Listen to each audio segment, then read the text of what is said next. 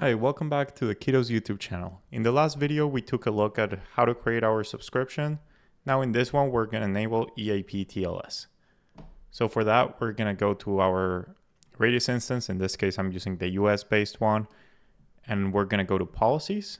This would be empty if you don't have any policies. And it would just have the create policy. So in here, we're going to call it a new name, and I'm going to do video policy. And allowed IP addresses of your networking devices that will be connecting to the Radius. So in here, I'm just gonna make one up, but in your case, you should probably look into that one. And we're gonna click add. And for each IP address, it's gonna randomly generate a new shared secret that it's gonna be used between your networking device. But you can change this and put whatever secret you want. Next, we're gonna create certificate authorities. If you're using EZCA, it's pretty straightforward to just find the certificate authorities you want to trust and add them. If you're not using EZCA, you can change here to local CA, and then you let us know if it's a root CA or not a root CA, and then you upload the certificate, and you do this for all the certificates in your chain. So we need all the certificates. You can see here, I have not uploaded anyone that is not a root CA, so I should probably do that. And so I'm going to do this root. So then after that, we have to create a new certificate. So basically in EAP TLS, the Radius server requires a certificate to authenticate itself with the devices that are authenticating. If you have your own CA and you don't use EZCA, then you create the CSR.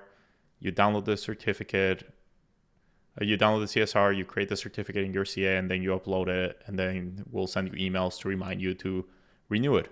If you're using EZCA, you basically select the URL that you want.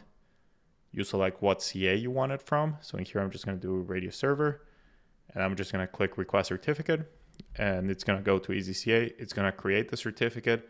And most importantly, it's going to renew the certificate. So it's kind of set and forget. You can see here, your server will automatically rotate the certificate with your EZCA CA. So we're good on that side. Next thing, in this one, I'm going to keep it very simple. We're just going to do EAP TLS, nothing too crazy. So basically, if the certificate is good, we're good to go. But if you want to see all the capabilities that these policies can have, like checking with Entra ID objects and doing all that extra, please make sure to check out the video on the end screen of this video and in the description down below, where we go over all the integrations we have with Microsoft. So in here, I'm just going to click, I'm going to call it certificate policy. And I'm going to select that it checks OCSP. We by default check CRLs, but if you want to check OCSP, we can do that. And then we can leave it as do not assign a VLAN. And then it's just if a certificate trusted issued by one of our CAs authenticates, we'll let them into the Wi-Fi. Or you can assign a static VLAN and make it that it goes to VLAN 3. Or if your certificates themselves have a VLAN field, it might be a subject alternate name or something like that, you can enter it here and say like, hey, the subject name actually has the VLAN. And then we'll get the VLAN from the subject name. In this case, we're just going to leave it as do not assign VLAN, and we're going to click create policy. Oh, sorry, I forgot to add the policy, the access policy, and you can have multiple access policies and order them.